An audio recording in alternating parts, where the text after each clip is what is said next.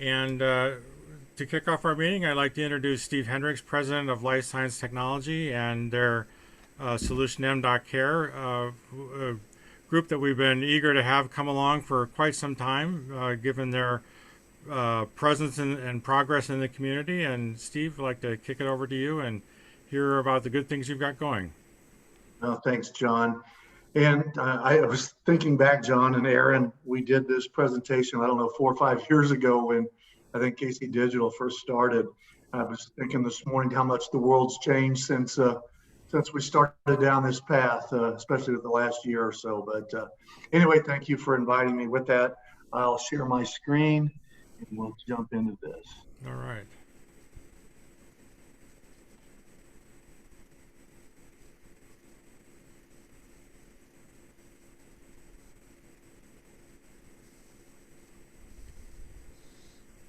John, can you see my screen? Yes, it isn't expanded yet, but I see it. How about now? Perfect. Okay, cool. All right. Well, I took my mug off the screen there so I could get a little closer to the camera. But again, my name is Steve Hendrix, and I am one of the principals at Life Science Technologies. We're a Leawood, Kansas-based company, and we're really software developers, entrepreneurs, and we've developed the m.Care platform. And I know some of you during the introductions are in this space as well. And so I think what differentiates us, or where we like to position ourselves, is more than just remote patient monitoring. Everybody and their brother is getting into the RPM space. It's getting very crowded. It's getting very noisy. And I think where we begin to separate ourselves is it's more than just monitoring patients in a remote setting. It's about truly assessing their condition. It's about engaging them in proactive care. It's about being able to predict problems before they happen. And so all of that is part of the m.Care platform. We call it a connected health solution because at the end of the day, it's about connecting individuals at home with care teams wherever that care team might be located. As everybody on this call knows, the current healthcare system is outdated. The model is no longer applicable. We're not dealing with patients inside the four walls, especially with COVID. Now we understand and appreciate the fact that people can be monitored in a home setting, and that it allows us to work with a larger population with the same staff size. People aren't coming into clinics and hospitals where they can catch a virus or other potential problems. So again, the current model is outdated, and the solution to that is a technology platform, which is exactly what we are, that connects individuals to medical expertise, clinical expertise, behavioral health expertise, whatever the case may be, in any time, anywhere fashion. So let me tell you a little bit about the platform. I'm going to actually show you the platform here in a live demo, but just so you guys know, the platform itself, really there's two, maybe three main components. The first is the mobile app. This is what the individual at home would download and use to connect to their care team. It runs natively in the iOS world, the Android world. There's also a web-based version. So any smartphone, smart tablet, or anywhere that you can get to the internet, you would be able to run the m.Care app.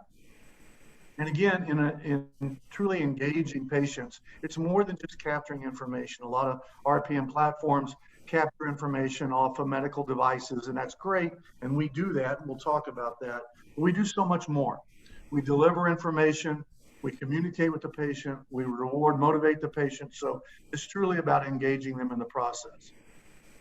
On the back end is the care management portal. That's what the care team or the clinical team or the behavioral team or the wellness team would use to monitor an individual at home. So we're going to create dashboards that allow them to stratify the population based on risk, so they know which individuals need their immediate attention.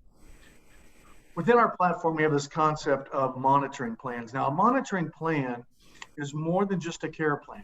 We have care plans that our clients use.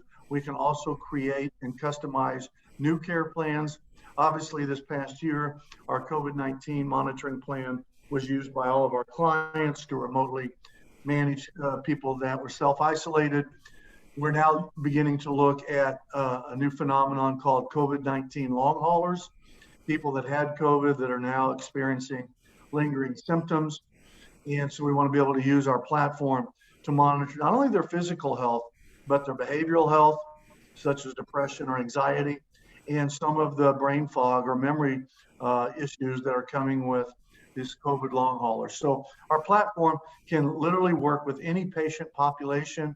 So COPD, CHF, COVID, depression, whatever the population is that you're trying to serve, we can manage that with our platform. So it's kind of a one size fits all. You can manage everything. It's an enterprise solution. And within those care plans, we have this concept of alerts and notifications. So when we build in our clients' protocols for how they want to manage a patient population, that will dictate when we alert their team to a potential problem with that patient at home. So those alerts are triggered based on the rules of engagement that we agree to with our clients. So the system's doing all of the heavy lifting, monitoring the data, and we're only alerting the care team when that patient is showing signs of trouble. We'll notify the care team via email, via text, via a pager, whatever the protocol calls for. We also have a second app, a mobile app for the physicians, where if they get an alert on one of their patients, they can see summarized patient data right on their phone or their tablet, wherever they might be. They might be out at a restaurant. They can see what's going on with the patient. They can drill down into the patient details and actually initiate a video conference from that encounter. So all of that falls under the m.Care umbrella. It's a very end-to-end solution for remote patient monitoring and engagement. So what makes it unique? Well, again, I mentioned that it's a single enterprise-wide platform that can be configured for any patient population. We give our clients the ability to private label it. So on the next slide, when you see some of our clients, when their patients open up the m.Care app, it looks very much like the client, their logos, their colors, and all of that. Monitoring plans that I just went over are very patient focused. You're going to see one here in just a minute, but they're all driven by clinically defined protocols. Today, we integrate with over 160 different Bluetooth medical devices and wearables. So your Apple iWatch, your Garmin VivoFit, your Google Fitbit, plus scales and blood pressure cuffs and pulse oximeters, et cetera, et cetera. So we don't market our own devices. We really let our clients vet the marketplace and choose the devices that they have confidence in. And so it makes us very much device neutral and really opens up the entire marketplace. We also work with a partner who does all the logistics management. So some of our clients will actually provide a tablet and the devices to their patients at home. So our partner will actually kit all those devices up into a kit, ship it to the home. Everything's already pre-configured, everything's already synced. So all the patient has to do is open up the kit and begin to use the device. So we can manage all of that today. Data ownership, we believe data ownership is owned by the client and their patients. So we're going to make it very accessible and available. I'll talk a little bit more about that here in just a minute. We still believe that we're the only platform that supports voice recognition, which means that patients can actually drive the app using their voice. So they can say things like, my blood pressure is 120/70, or I walked 4 miles today, or I had 2 strips of bacon and 3 eggs for breakfast. So you literally can drive the app, and I'll show that to you here in just a minute. And then there's a whole layer of AI, and I know one of you on the introductions mentioned that you're in the AI space, as are we. We do a lot of predictive modeling in our platform. We roll that out with our clients. It's all evidence-based and allows us to be proactive in the care of patients where we can actually predict behavior before it takes place. Really key to today's world is the ability to connect with other systems, interoperability, and security. So we provide our clients with specifications for importing and exporting data. Typically, that's out of the client's EMR. So whether they're on Cerner or Epic or McKesson or Athena or whatever the case may be, we can get data out of those EMRs. We can publish data back in to the EMR or into their data warehouse or wherever they want that data. We also have real-time APIs that we can leverage, which we do in many cases. Security is very, very important. Our platform is hosted on the Microsoft Azure environment. So all of the security that comes with Azure, we take advantage of. We also use that for our disaster recovery. So all of the data is redundant across multiple data centers across the country, and it's replicated between regions. All of the data is encrypted both at rest and in transit, which just means that as the data is being communicated back and forth, both two-way exchange, it's all encrypted. We also recently passed our SOC 2 Type 2 audit, which included a HIPAA assessment. So again, we take security very, very seriously, as evidenced by this particular slide. I thought I would just share a handful of our clients. This certainly is not all of our clients. But what's important about this slide is not the clients, but it's the types of programs that we're involved in. Jennifer, you mentioned your complex care kids. We're doing that for Mercy Virtual in St. Louis, where we're working with their complex kids program, managing these kids at home and providing the platform to their families so that they can provide data back to the care team at Mercy Virtual. We do a lot of chronic care management programs, as you can see here, hospital at home programs, COVID programs, post-surgical programs where we're monitoring patients for 30, 60, 90 days to make sure they don't get readmitted back into the hospital. Employees of the healthcare system, these, that's a big population, and we're working with Franciscan to manage their high-risk employees using the platform. So again, this slide is not so much about the clients, it's about the programs, and it shows off the breadth and depth of the types of programs that we use this platform for. Again, I mentioned our partners. Trapalo does all the logistics management. CareXM does call center support. We are partners with both Microsoft and Apple in various programs, which gets us access to new releases of software earlier than the general marketplace, so that we can build that into our platform. And there's some other advantages to those alliances. I thought I might just share one use case scenario with you. Again, Mercy Virtual in St. Louis is one of our clients. We work with an adult population in the V engagement program. We work with complex kids in their V Kids program. And in that V engagement program, let me just tell you about the population. The population is, first of all, it's Medicare Advantage only. It's their sickest of the sick, so it's the top 5% of the sickest of their population. They're all rural, so they're all anywhere from 90 to 120 minutes away from the nearest Mercy facility. So they're geographically challenged, they're physically challenged, they're technically challenged, and yet over a 12-month period where we studied 1,800 patients, you can see the outcomes there. We reduced the cost of care for those 1,800 patients by over 60%. We reduced readmissions and ER visits by well over 50% in each category. My favorite one is the compliance rate. 93% of that very challenging patient population opened up our app and used it at least once a day. That's an amazing statistic. And at the end of the period, we did a patient satisfaction survey, and the patients loved it. They loved that they didn't have to get in the car and drive to the nearest facility for things that could be handled virtually. They loved the ease of use. They loved the constant contact with the Mercy Virtual team. So the program itself has a high satisfaction rate. And again, the former VP of operations there, the reason he chose us is because of the configurability and the ability to work with all the different groups within the healthcare system using the platform. So with that said, I'm going to transition here real quick. And John, I'm going to ask you to once again tell me when you can see my screen. It looks good. All right. Folks, due to the time constraints today, I'm not going to go through the entire application, but this is my iPad. This is running live code. Again, we've been running in production since 2016, so it's a very mature platform. We've had over 100,000 patients use the platform over the last 5 years. This particular patient is Connie. We call her Connie COPD. She is a demo patient, so nobody can get all excited about HIPAA violations here. But Connie COPD, as her name implies, is enrolled in our COPD monitoring plan. Then she could be enrolled in our diabetic plan. She could be enrolled in our COVID plan, and whatever monitoring plan that the patient's enrolled in dictates what shows up on their dashboard.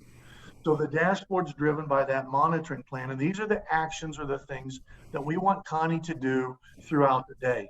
So everybody in our COPD monitoring plan would have similar activities and actions. But what makes our platform very unique is that the care team can go into Connie's profile and actually change any of the actions or add other activities that they want Connie to perform.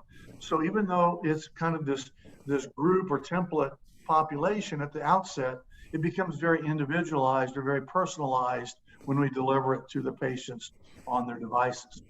So you can see here throughout the day, we want Connie to take her morning assessment, which is nothing more than a survey.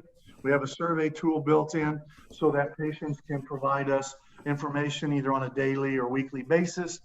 In this case, we're asking Connie 8 questions relative to her COPD. What I really like about the survey tools, it's not only easy to create surveys or to incorporate surveys like nationally recognized surveys like PHQ surveys or other surveys that might be applicable to various conditions or illnesses. But once we create the surveys or we import the surveys, we can tie it to our alert system. So if Connie marks number 5 here that she's coughing all the time, that could trigger an alert back to the care team that Connie is struggling with her COPD. The more likely scenario, however, is that Connie's going to answer all 8 questions. We're going to score each answer. And that total score, if it falls into a certain range, that might trigger an alert back to the care team. So again, survey is a very important part of the application, heavily used by our clients. We already talked about measurements today. We integrate with 160 different devices so that all the patient has to do is step on that scale or use the blood pressure cuff and we get the data automatically. They can also enter the data manually, or as I mentioned in my PowerPoint, if you look down here, you have this little microphone such that Connie could hit the microphone and she could say things like this. I weigh 135 pounds.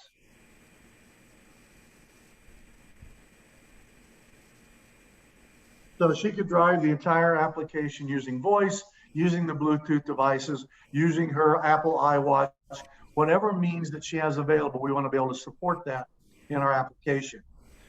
Medication management is extremely important. Again, we like to populate the electronic medicine cabinet with an import from the EMR. So we try to get the medication list from Cerner or Epic or whatever the client's using for their EMR. And then it allows Connie, our patient here, to communicate back to the care team when she's taking her meds or not. Down there at the bottom, you can see she can click on any single med and say that she took it or she didn't take it, or she can click the took all button.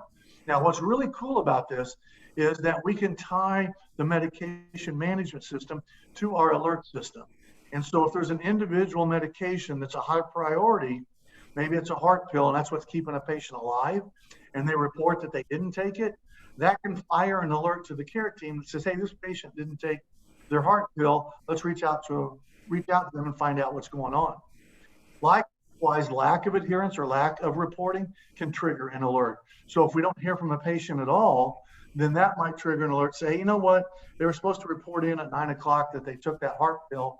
Maybe at 10 o'clock, if we haven't heard from them, maybe an alert gets fired to the clinical team, and so they can reach out and talk to that patient. We have motivation.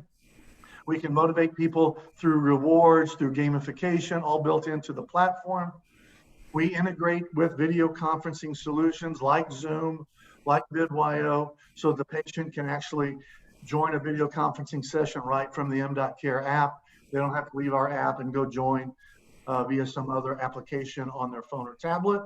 So integration with video conferencing tools is part of our application. So again, that's the daily journey that Connie would be on. If you look up here at this progress bar, as Connie is completing those activities throughout the day, this outer ring of her progress bar would begin to close. So as Connie completes those activities, her ring closes. And at the end of the day, if she's completed everything, her ring would be closed. She would get a message or a badge or some kind of notification congratulating her on completing her daily activities. And you can see how she's trending over time. And again, this metaphor, we worked with the Apple design team, and that's where we came up with this. If you have an Apple Watch, you already know that this ring metaphor is very popular for movement, for exercise, and we've just added a fourth ring. This action button allows Connie to communicate other activities. She could record other measurements that aren't part of her daily routine. She could review education material. So we work with our clients to integrate with their education content library. At the University of Kansas Medical Center, for example, we integrate with their third-party vendor. I believe they're using Cranes. At Mercy, we're integrated with Emmy so that we can pull education content right from those providers or wherever that education content is stored. It can be YouTube videos, web links, books, PDF documents, doesn't matter. The beauty is for Connie, our patient, everything's in one place, and then we track when she's opened up the links or read the documents, and we provide that information back to the clinical team. You can see other things here where they can record medications we've already talked about. They can log meals. We have a full-blown nutrition management system. University of Kansas Medical Center uses this for a lot of their cancer programs where they're monitoring nutrition intake. Patients can request an appointment. We can provide links to services like Uber or Lyft or Instacart. So there's just all kinds of tools that we can make available to the individual at home. Down here at the bottom, we have a messages tab where patients can communicate via secure two-way encrypted messaging. It can be text, it can be pictures, it can be video. So it's another way for patients to communicate how they're doing. They could take a picture of a wound, send it up to the care team. They could video themselves walking, maybe after knee replacement surgery, where the care team could look at their gait. So there's all kinds of ways to use the messaging tool. And then finally, there's the More button, which just opens up the whole library of applications that are part of the m.Care system so that people can get to the nutrition management system. They can get to any of the other things. They could invite friends and family to be part of their care so that the platform is extended to people that are part of the care team or that individual. So friends and families, a heavily used piece of the platform. And then finally, the most recent addition is we incorporated the Apple Research Kit into the platform. So if you click on the medical testing applets here, you can see all 22 of the Research Kit tests are available here. So we can establish baselines and we can monitor people as they move forward in their health journey, whether we're working with them in the cognitive area or vision. This is going to come into play specifically, we believe, in the COVID-19 long haulers, where we can use some of these cognitive tests along with some of the facial recognition work that we're doing and look detection work that we're doing to really kind of understand this brain fog issue around the COVID long hauler population. So again, I know I covered a lot of that really fast, but hopefully you get a sense of the application and what that looks like. With that said, I'm just going to take a big deep breath here and see if anybody has any questions so far. That's great, Steve. Thank you very much. I realized you had to kind of race over it, but I particularly liked the friends and family aspect as well, because one of the things that I think that we've tried to promote with KC Digital Drive's health innovation team is the concept of shared care being more than just care between, more than just the relationship between the physician and the patient, but actually all those who impinge upon the health status of the individual, and certainly family is key there. So that's a really interesting aspect. The other cool thing, and thank you, John, for that, is that not only can we extend it to friends and family, if there's a full-time caregiver in the home, we can extend it to them, and they can have their own dashboard. So they can not only provide data and watch over that patient or that loved one, but we can push different education content down to their device about what it means to be a full-time caregiver and how to take care of yourself, while you're providing this round-the-clock care to somebody else. And so there's just a lot of ways we can support that other individual. It's part of the ecosystem for that patient. So a lot of cool uses of of that technology. That's really great. Yeah. And the last thing here, this is just the dashboard for the care team. Again, it's a web-based dashboard that we can customize. In this case, it's just showing the patient population stratified by risk. Those in green are doing well, those in yellow we need to keep an eye on, and those in red need our immediate attention. We can click on any individual patient and drill down into all of the data that we're collecting for them and find out what's going on, so that maybe, if we're going to have a call with them today or a video conference session, we can, review the data and be prepared for that particular event. We have RPM billing built in so that we can capture the data so that the physicians can be reimbursed for remote patient monitoring. CMS has published a number of CPT codes that allow the physicians to get reimbursed for remote care. And we capture all of that data in our platform and provide that data back to the care team so that they can bill appropriately. We have GPS built in. That was a result of COVID. So we can identify where patients are. We can build geofences around them or around geographies that we want them to avoid. So all that's part of the back-end platform. With that said, I am going to stop and open it up to questions from the group. Yeah, please. Anybody on the team? A lot of material to think about here. Yeah, sorry, there's a lot to. Sometimes I turn on the fire hose and it's a little bit much to digest. Hopefully everybody appreciated that. No, it's great. Thank you. Hi, this is Jennifer from Children's Mercy. Jennifer. So, wonderful presentation. It's very interesting. I'm really interested in what you talked about with the connectivity with personal devices and home monitoring equipment that the patients would have per standard of care at those facilities, and downloading that information from those devices into your platform to send it to the hospital. What kind of regulation, have you had any kind of FDA regulation issues with that? Or I'm just wondering, like, what kind of regulatory aspects have you encountered? Yeah, that's a great question. So, most of the devices in our list are FDA approved, and many of our clients actually require that as part of their programs. So it's really up to the device manufacturers for that.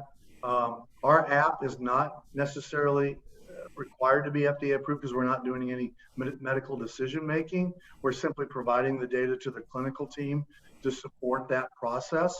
However, on our roadmap is we're going to still go through that process here in the next 6 to 12 months, just to make sure that everybody feels comfortable with the app. But it's not a requirement of our particular platform, but it certainly is of the devices. Where I thought you were going to go with your questions, and one of the things that I'm always on the lookout for, is there's a lot of great devices out there for adults. But what I keep telling all my manufacturer partners is you've got to come up with devices that fit, infants and small kids, where, the adult devices just don't work. We need, devices that work in the pediatric world. And so I'm always on the lookout for devices that will work so that we can make those available to our clients as well. And we can talk about that offline.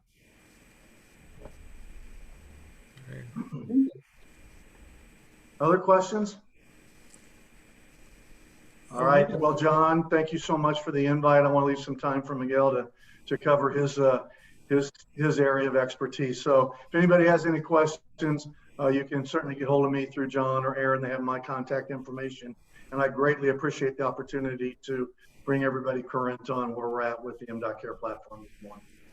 That was great, Steve. Thank you very much. You got it, John. So I'd like to go ahead and introduce Miguel Johns, who's kind of represented an innovative space in terms of being able to pivot from one thing and drive it into and build upon it in another. And that is taking his KingFit solution and understanding of engagement of people and turning it to look specifically at diabetes in his diabetes care model. So Miguel, please elucidate us on that. Yes, thanks, John. Thanks for the time. All right, I'll share my screen really quick. And just thumbs up if you can see my screen. Yes, we can. Okay, Perfect, perfect. So, and this is really exciting because we're going through a complete rebranding with our newfound success and kind of traction that we've been building.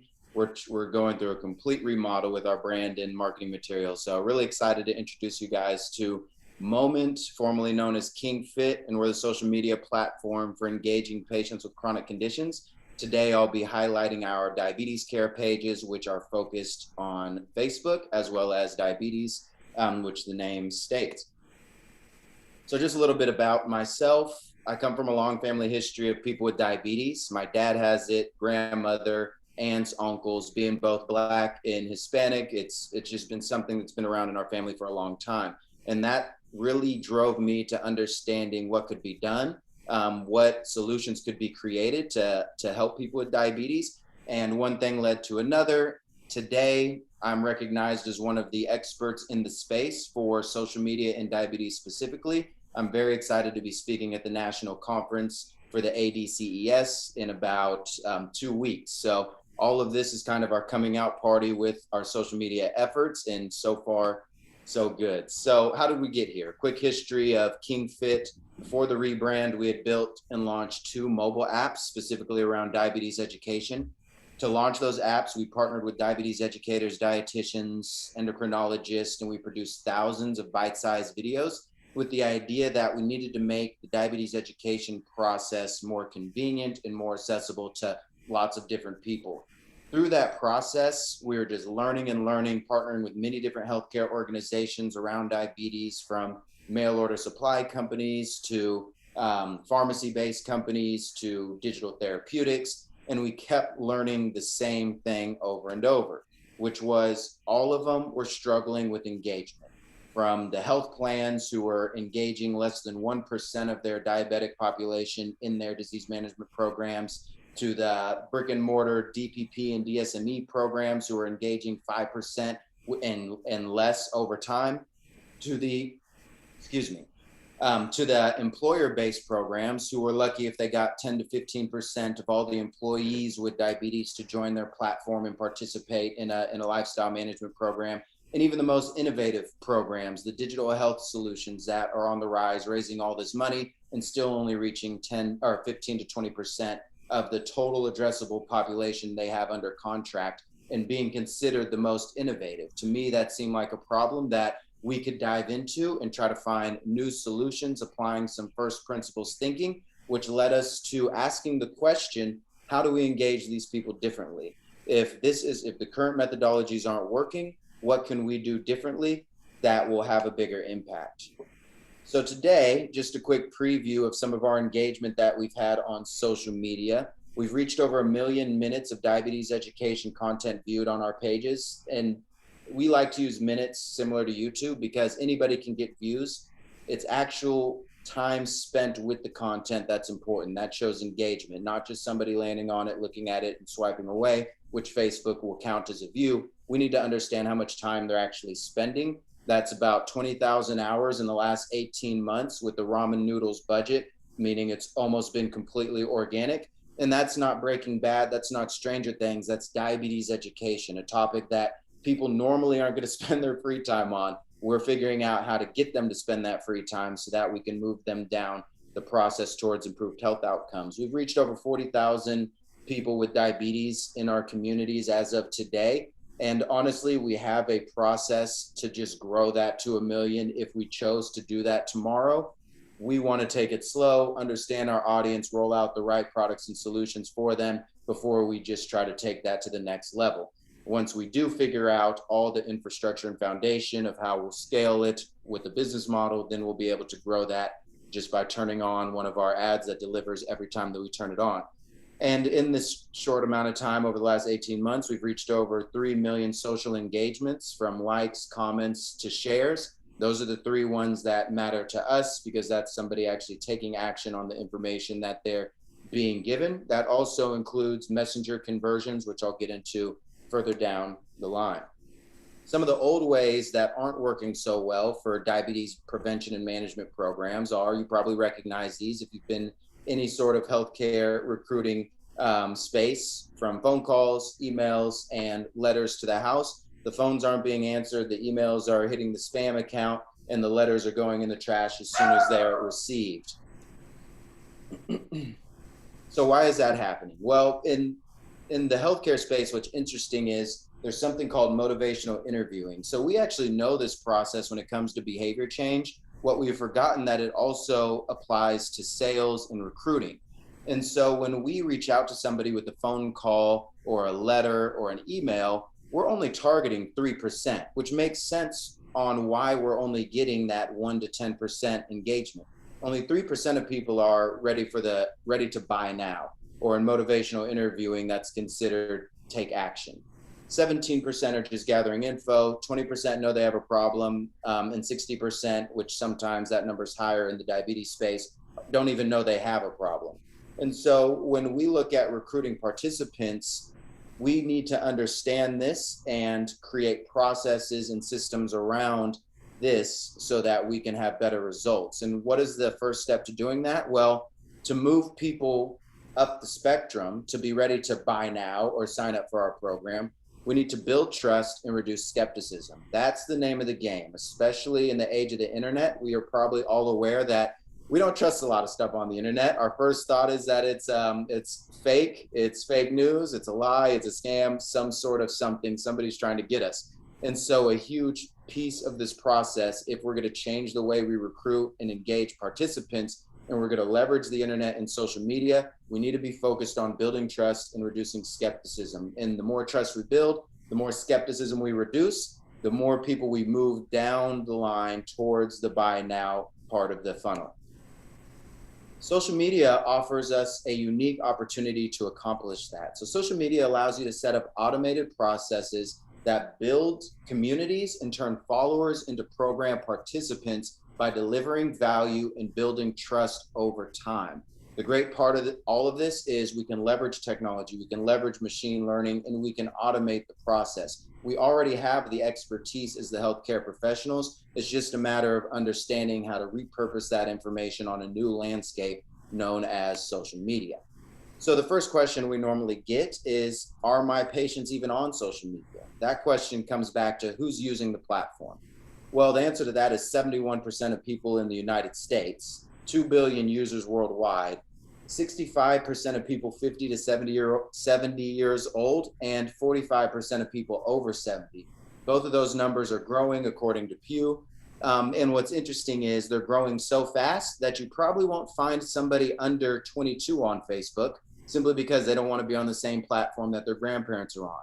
So I don't even know what the generation from babies to 20 is called, but they're going with the TikToks, the Instagrams, and the Snapchats because their grandparents are on Facebook. So when somebody is wondering if their patients are on there, the answer to that question is yes. The next question would be, well, what are they doing on there? 36% of people are getting their news from Facebook, which is sometimes concerning, as we know that information can be skewed on there. 45% of the 2 billion users are using it every day. And so that's where we started when we were trying to understand how do we reach people who have diabetes. Well, we should leverage the tools that they already use every day. Half of the 2 billion users are using Facebook every day. And there's 13 billion videos viewed on Facebook every day as well, which gives us another interesting insight to how people communicate through the platform and how they consume information. So as I mentioned, we have one goal when it comes to understanding how to launch a social media campaign that's going to drive program participation, and as a result of that participation, drive improved health outcomes.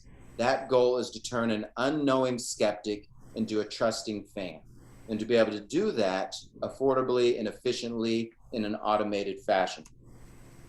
We follow a methodology to accomplish this mission that has been proven and continues to drive success for us and our partners.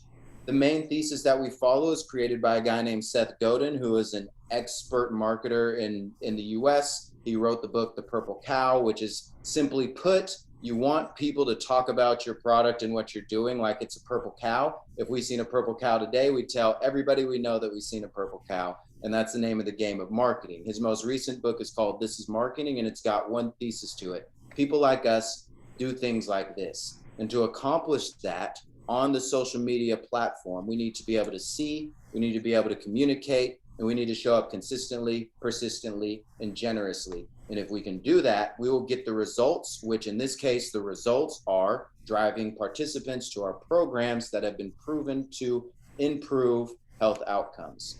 So I'll dive into each of these a little bit deeper. First, we need to see. So seeing your audience is about spending the time studying your audience on the go-to-market social accounts, so you can learn the problems and how they talk about those problems. So for example, when we first decided to take on social media as our means of engaging people with diabetes, we spent weeks and months, and still to this day actively are taking screenshots of comment sections on the platform.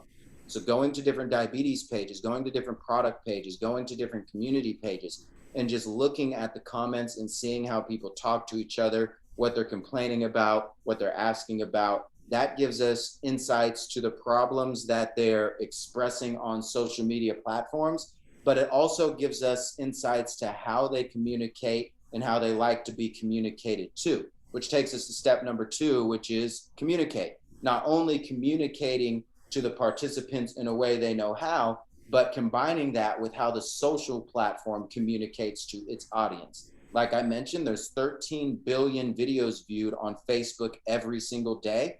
Understanding that and understanding how people comment on different types of products and information, combining that information to create a message is going to be how you engage a specific audience the most efficiently, the most affordably. From there, the next 2 steps also go together. You need to master efficiency and you need to choose quantity. So there's an old story about an art class, and the professor decided to divide his class into 2 parts. One side of the class was going to focus on creating the absolute best bowl that they could create. The other half of the class was focused on creating as many bowls as possible.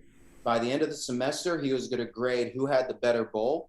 And of course, naturally, we think if one half of the class is focused on creating the perfect bowl, that bowl would be better. The reality is that's not the truth. The class who created more bowls actually made the better bowl at the very end, simply because they had more shots on goal and they learned with everything that they put out. And as entrepreneurs in the health space, we're taught about rapid iterations and things like that. When it comes to social media content, the same principle is true. You need to be putting out lots of content so you can understand what works. And in order to do that, you must master efficiency. So you must be able to leverage your skills and your expertise to be able to put out content quickly and affordably, which leads us to the last step of the formula, which is just showing up. You need to be there. You can't post once a week, once every 2 weeks, a couple times a month. You need to show up consistently, persistently, and generously, delivering value, educating the patient population so that you're building trust with them and reducing skepticism, which will then give you the opportunity to call them to action and enroll them in your programs. So a quick look at how we're doing this on our pages. That's actually my dad, the star of our show, Real People with Diabetes. Just a little bit of insight. We spent the time reading the comments. We understood how to communicate, leveraging video. We mastered efficiency by leveraging a skill of ours, which is vlogging. We're very good at it. We've produced hundreds of vlogs in the past, and we just transitioned that into diabetes. And we started putting out episode after episode after episode. And the newest show, Real People with Diabetes, is doing very well. We are applying the principles and we're engaging an extremely hard to reach population, which is African Americans with diabetes. And we're engaging them regularly and predictably, which is also a lot of fun because I get to work with my dad and see him do something that he's really passionate about, which is living a good life, managing his levels and having fun while doing it. On the Spanish side of things, we have taken a little bit of different approach, just testing out multiple things on our own platforms, which, as I mentioned, have an audience of over 40,000 people today. In this route, we worked with the healthcare professionals. We noticed that a lot of people who speak Spanish felt like they didn't have access to the diabetes educators or endocrinologists or dietitians. And so we leveraged our experts to create educational content that was bite-sized. And now the engagement that we're getting on it is just unbelievable, both in the United States as well in Latin America. And so what you're seeing here is the result of building trust and reducing skepticism. This is a time-lapse video of our chat bot. collecting 70 questions from a person who started out as a complete stranger to us. And we don't ask all of our audience members to complete 70 question health surveys. We just did this to show that when you build trust and reduce skepticism, people will spend 15 minutes of their free time completing a 70 question health survey just because they really feel that you can help them in their situation and that you care about them and that you believe in the improved health outcomes that you lead them to. So that just is an example of that call to action and the results you can produce when you take the right steps. So today, the way we're working with different healthcare organizations, we work with individual DPP and DSMEs with teams of 1 to 5 to 10 people. We work with individual community clinics, and we work with big health plans in a different way. But when it comes to our small partners, what we're providing them is just an easy to use social media toolkit. We're going to take care of the seeing, we're going to take care of the communicating, we're going to take care of the efficiency and the quantity for you. All you'll have to do is make sure that you're showing up so you're actually using the toolkit. We've produced content based on each stage of the funnel. And what I'm going to show you next is it's not just a regular post. We're educating, we're delivering value, and we're doing it based on national curriculum. So this is just a screenshot of our diabetes prevention program recruiting campaign that we've created for individual DPPs. But we have the same type of content for a diabetes self-management education program or just a one-off diabetes management program that may not be DSME or DPP and just focuses on helping people with diabetes. Following the same principles, we're delivering value by educating up front. Then we're helping the people in the information gathering phase by talking about the programs and how impactful they are and people who've gone through them. And then finally, we're providing calls to action so that you can talk about your coaches, your location, your facilities, and your actual participants and educate people. 100% customizable with both colors, logos, and different themes that we're offering. I mentioned this social media kit is not just built on posts, it's actually educational sequences. And so we are using the national curriculum to educate people and help them understand why it's important to get that health coach or to start using their glucose device. And then we're warming them up so that your programs are ready to take them on and get them to that next step. People have expressed many times through these social media platforms in our conversations with tens of thousands of them, they don't want to see the educator and talk about food labels. They feel like that's a waste of time. They want to learn about food labels before they see the educator, so then they can talk to the educator about what's really going on in their life, and they can express their problems and understand the opportunities to overcome those issues so that they can align with the basic information that they know is the right way to do it. So we're going to handle that upfront piece with our plug and play social media campaigns for our partners, for our customers, in the form of educational sequences that are delivering value, reducing skepticism, and building trust. And the key to all of this is we're going to help our customers launch in 1 hour. We know that people are very limited with their social media bandwidth. Customers and partners have an intern for 1 month who's doing all the social media. Maybe it's a single dietitian running the whole program and wears all the hats and maybe gets a sliver of time for the social media efforts. We've made it so easy. We're following all the national curriculums and all of our content's written by certified diabetes educators. I know they have a new name today, but it's too complex. We have all pre-built campaigns and automated closing sequences. So you can plug, play, launch in 1 hour and know that for the next 90 days, you have a system that is driving participants to your program on the social media platform. Right now, we're charging $99 per location, per condition for this toolkit. Our goal and next step through this process, the reason the price is so low right now is we want to get a beachhead in this market. We understand that nobody is helping these disease management programs with their social media efforts, and the companies who are approaching them are trying to charge $2,500 a month and not really helping them at all. We want to get a foothold in the market, providing this toolkit to as many locations, starting in Kansas, but throughout the country. We want them using our toolkit so we can work with them and take the next step, which is building our SaaS platform. We've got a general idea of what that will look like, but we need more customer discovery, more product development, actually with our actual customers to continue building that out and get that launched before the year is up. We also are offering consulting services to larger customers, health plans, device manufacturers who really want to talk strategy and make their funnels and processes more complex and step outside the plug and play tools. When I think of the SaaS platform, I think of it scaling across the board, whether you're an individual dietitian who is just trying to recruit some participants for your program, you'll be able to log on to it and be able to have those libraries of content to be able to choose which campaigns you want to use, to be able to generate your leads, and then deliver the info gathering content to those leads, to be able to call them to action, launch your landing page, and track all the signups. You'll be able to do all of that, and it's in the time it takes you to start a webinar or build a infographic or write a letter. It's going to be quick, it's going to be efficient, it's going to be step by step. At the same time, if you're a health plan and you've got lots of clinics across the state, you'll be able to leverage our enterprise solution so that you can empower your clinics to drive the outcomes that you're looking for as well. All right, and with that, I will open it up to questions. That's a lot, Miguel. Thank you very much for sharing that.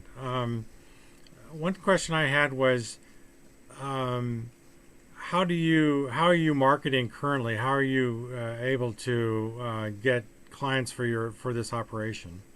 Yes, so we are just in the process now of developing our first digital marketing campaign. So following our own principles, we're going to be leveraging Google, YouTube, Facebook, LinkedIn. We're developing automated social media ad campaigns as well as sales funnels, and we'll target dietitians and diabetes educators directly. We'll be leveraging my national conference presentation to drive a lot of that. So if they're not attending the conference, we'll still be promoting that webinar and that information across social platforms for people to participate in exchange for an email address, and then we'll nurture them into signing up for the toolkit and getting started with us. In the meantime, I'm picking up the phone and calling some of the connects I've built over the last 5 years in the diabetes space, as well as just calling programs directly.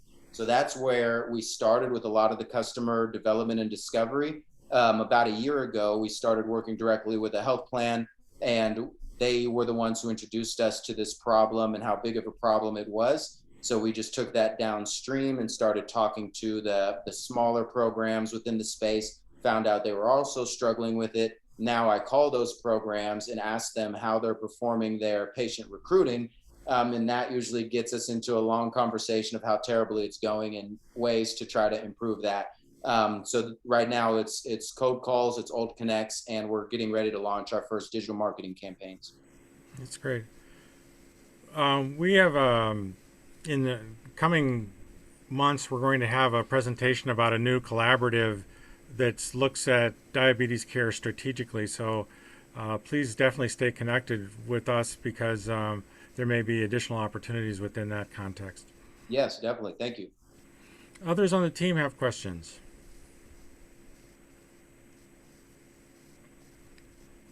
And Miguel, this is Larry. Not really a question, but more of a kind of pat on the back. I mean, I think putting that out there with a 1 hour launch, I think is a really, I mean, even if you did it in a day, I think it would be a really good offering to a lot of companies out there, that when they start looking at getting into social media and moving away from just, that part-time intern that's doing a little bit of work for them on the side, or somebody's kid who happens to be good with a smartphone, right? Which happens more often than not, to give them something and give them a path that structures their entry into that, so that they know what their expectations can be, and then kind of holding their hand through it. I think you're going to find that to be a really useful tool. There's a lot of folks out there, I think, struggle with it to a point where, they think about it for a couple of hours or a couple of weeks, and then it just falls by the wayside because there's too many other things on the plate. If they can hand that over to a structured process and allow that to move forward and be nurtured, I think that's important. So good catch there. Thanks, Larry. And the conversations with you and Bob have been extremely valuable in this process, as well as Daphne, who's not with us today, but I met her through this event as well. And she spent hours just talking me through steps and really helped me understand that we need to make this so simple, as easy as StreamYard, where they can just click next, next, next, launch, and they're good to go. By Daphne, you mean Dr. Bascom, who's the head of population health at St. Luke's? Is that correct? Yep. She's man, awesome. Absolutely, yes. Dr. Bascom sometimes is able to join us here too. Other questions?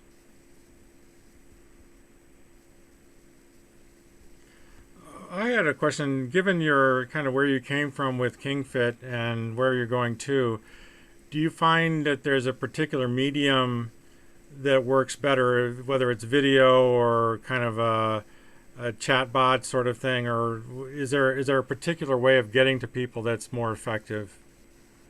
It really depends on the situation and in the whole strategy. So video works, chat bots work, landing pages work, webinars work, they all work. It's a matter of the warm up to the call to action. And that's where so many people are missing the mark. They're saying, well, I tried social media for my last program. I said, sign up for our program. It's on Tuesday. And that was the post I put out. And that will always fail. And so it's a matter of nurturing and warming people up. The internet has created way too many options for people. And again, it comes back to that skepticism and scams and things like that. If you want to be successful on the internet, whether you're using these different mediums, the mediums themselves aren't necessarily the key to it. It's building the trust, reducing the skepticism, delivering the value.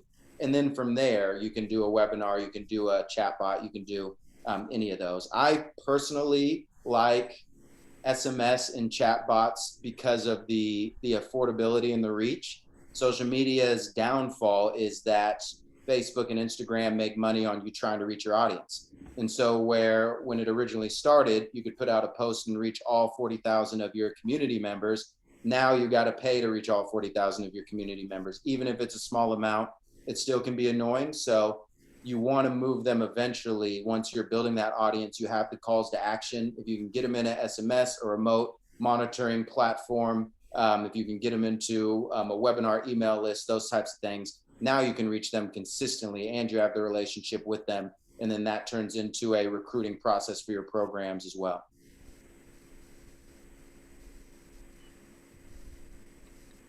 Who do you view to be kind of your key partners in this endeavor?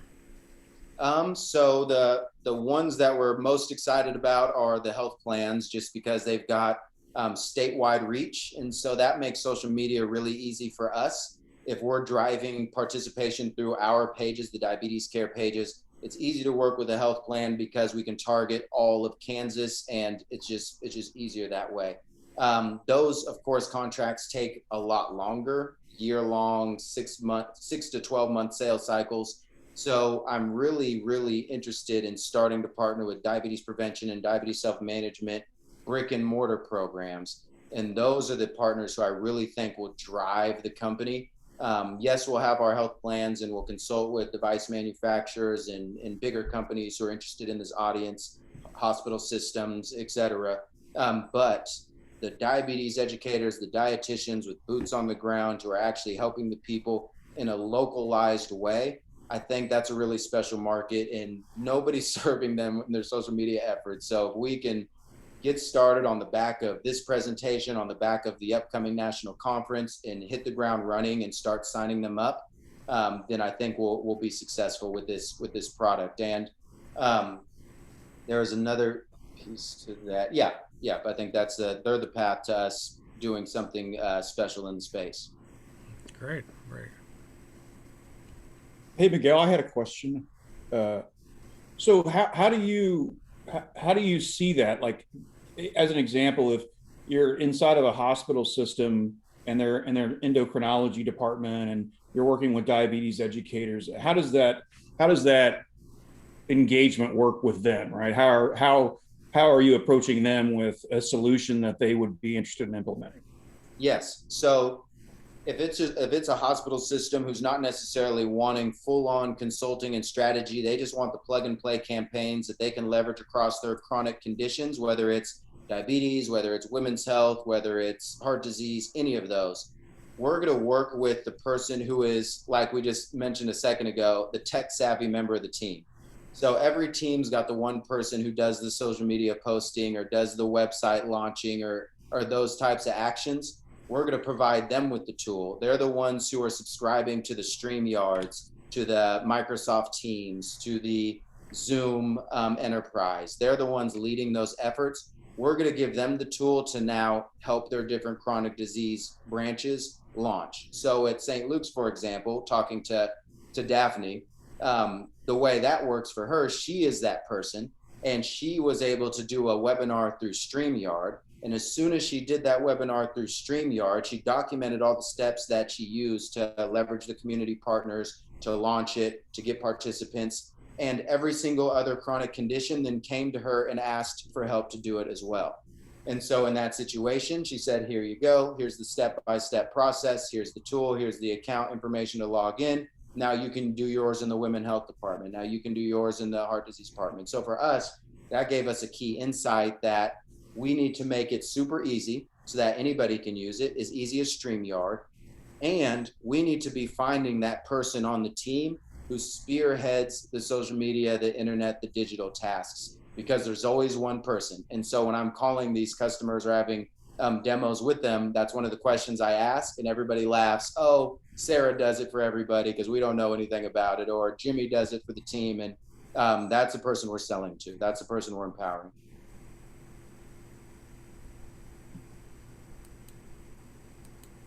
Very quickly, are you interested in working with Native tribes in Kansas and the surrounding areas? Because there's a huge diabetes problem and they have no social media presence. And like they don't go to HMOs, they go to Indian Health Services. It's a community-based effort for diabetes prevention. And they're not, at least with the tribes I work with, they're not tech savvy enough to take advantage of their clients being on Facebook 9 hours a day.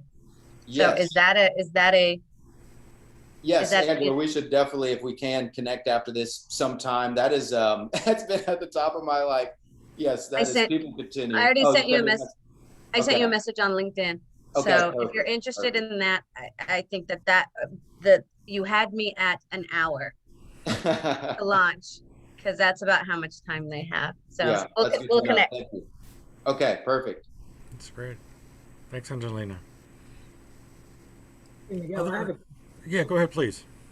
I have a question about, so I'm very ignorant in the crossover point that you just have mentioned throughout your entire presentation, which is using marketing and social media as a way to get like healthcare engagement. So using engagement in the social media space and crossing it over into healthcare processes is interesting.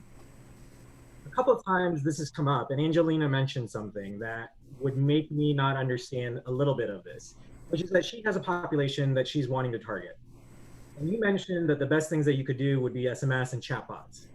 So why the marketing, or why the social media? Why not just text people or figure out how to get them on your chatbot that then gets them signed up for the program that they're interested in? Yeah. Because the large net of social media is missing the point for the social determinants or the locked list of people that you already have. From my perspective.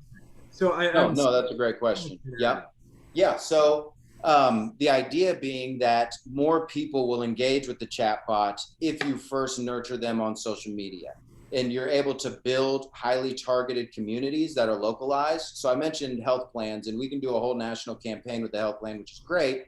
But what's more powerful is for Hunter Health in Wichita to have a community of 500 people with diabetes on Facebook who are actively engaging with the content, sharing the information with their networks, going to the classes, participating in the programs. It's highly localized. The audiences aren't millions of people like our audience necessarily, but they're being delivered value, and they're now seeing that program as the authoritative program and expert in their community. And so it takes me back to that when Bill Gates started to try to eradicate malaria. They messed up because they tried to hire the most smart people. They had the biggest budget, and they created these mosquito nets. And then they distributed these mosquito nets only to go back and find that people were using them for fishing. They weren't even using them for mosquitoes. They made the mistake because they thought, we've got the money, we've got the expertise, we can make the global solution. The reality was they started going into the actual places and empowering what the people were doing with boots on the ground. Instead, it was a community localized approach that actually made the biggest impact. And so that's how I think about the social media approach is, yes, we're going to build a big community through diabetes care, and that's going to give us the insights and the testing ground and the engagement we need to be the experts.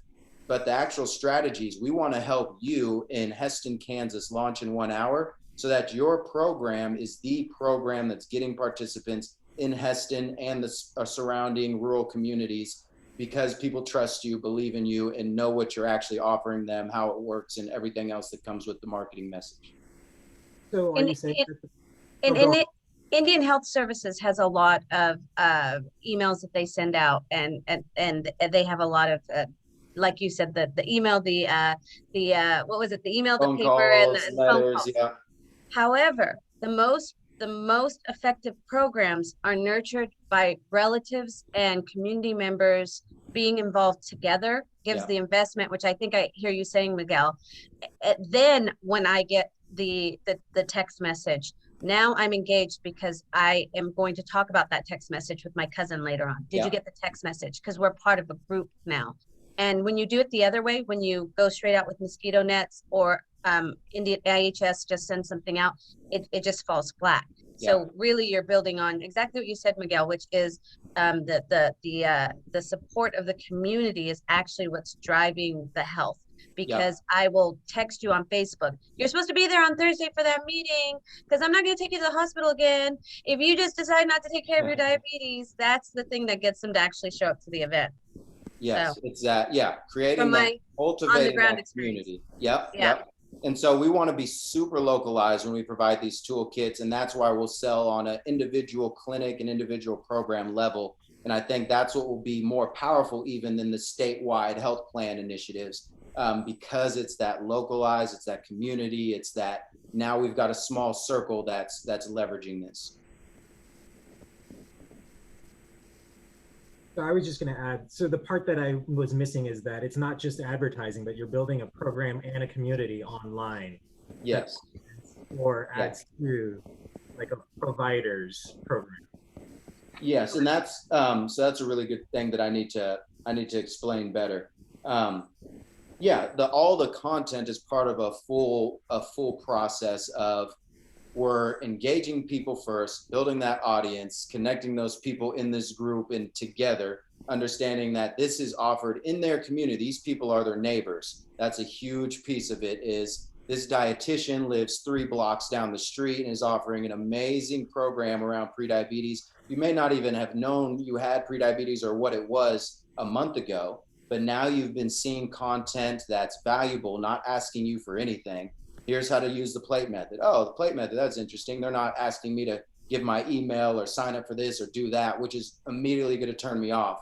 Instead, now I've been seeing a bunch of value, and now I see an actual real person face of, see what Jimmy said about the program at the local Boys and Girls Club. See what Sarah is doing to do this. And, oh, Sarah shops at the same grocery store that I shop at. It's a whole process that nurtures the community feel, positions the program as the expert in the community that will really make the impact and the difference. Cool, thank you. Other thoughts from the team, or if I see that Steve is still with us, did anybody come up with any additional thoughts about that they might want to ask Steve before we sign off here?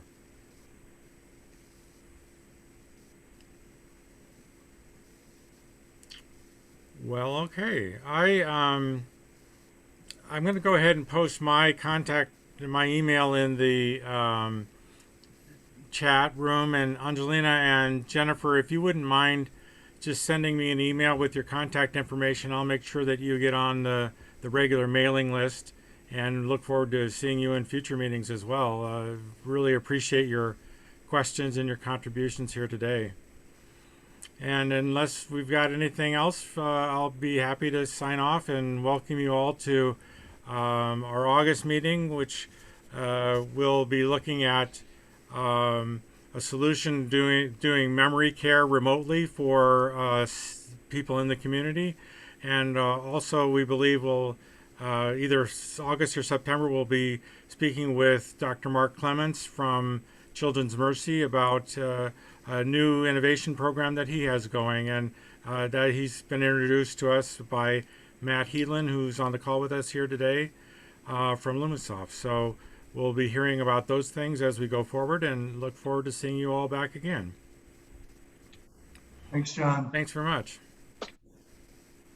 John, I've got one quick ad if I can. Please. I don't know if you can hear me or not, but we do have an additional event upcoming that may be of interest to this group. We have been chosen as the beneficiary for the Greater Kansas City Hymns Chapter annual fundraiser.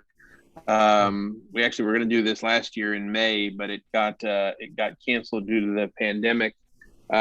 It's not, I don't think there's a link posted yet. It should be up in the next week or two, but it is the evening of Tuesday, September 14th.